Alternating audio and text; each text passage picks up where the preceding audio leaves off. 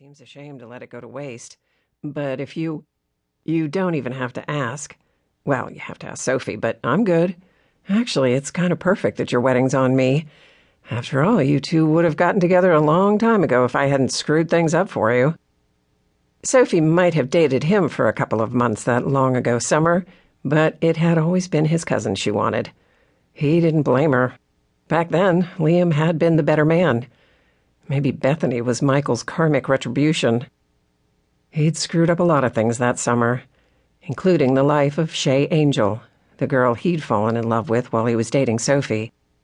Shay had been the one who got away, the girl who'd broken his heart. He had a feeling she wouldn't see it the same way. If he had any doubts, they'd been laid to rest Thanksgiving weekend. He'd been at the Salty Dog, her Uncle Charlie's bar. It was the first time Michael had seen her in 8 years.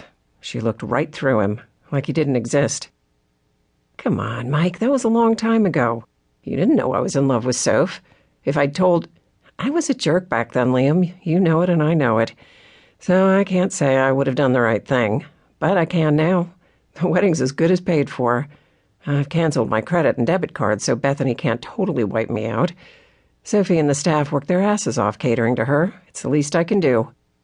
He stood up and dusted the snow from his black dress coat. Go ask your girl to marry you. Where are you going? To the bar, to get drunk. Liam scratched his chin. Which bar? Salty Dog. I'm walking, and it's closest to the manor. The closest bar would be in the manor. Never took you for a masochist, buddy.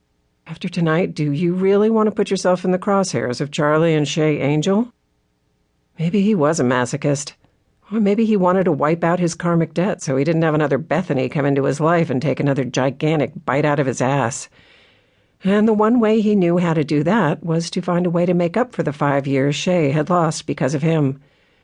If nothing else, he needed her forgiveness.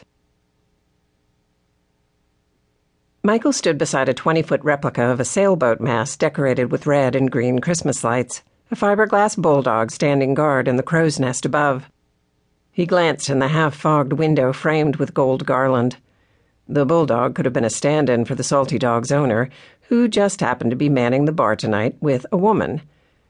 Even with her back to him, Michael knew it was Shay. He'd recognize that thick fall of inky black hair and the curves of her long, lithe body anywhere. He didn't know why he'd expected to catch a break tonight of all nights. The last time he'd been here, Liam had snuck him in through a side door.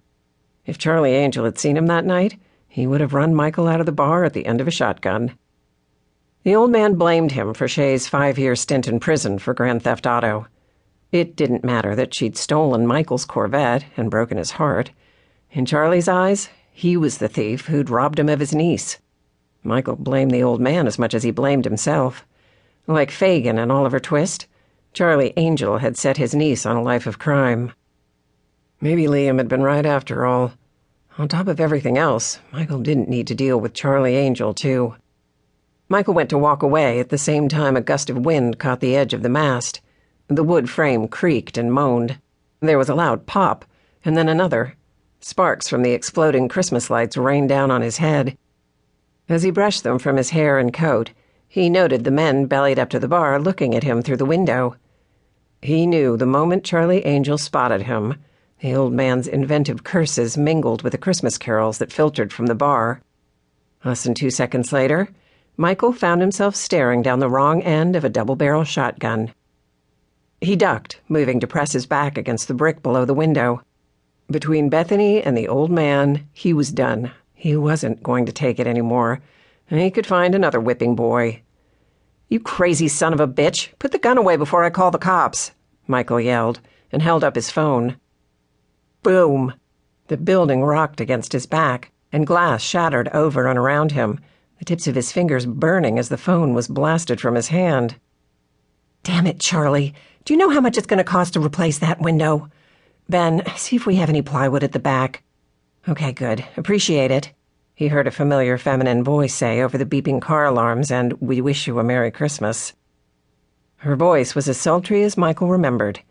It used to turn him on, but right now it ticked him off. Her uncle had nearly blown off his hand, and all she could think about was replacing the window. Are you freaking kidding?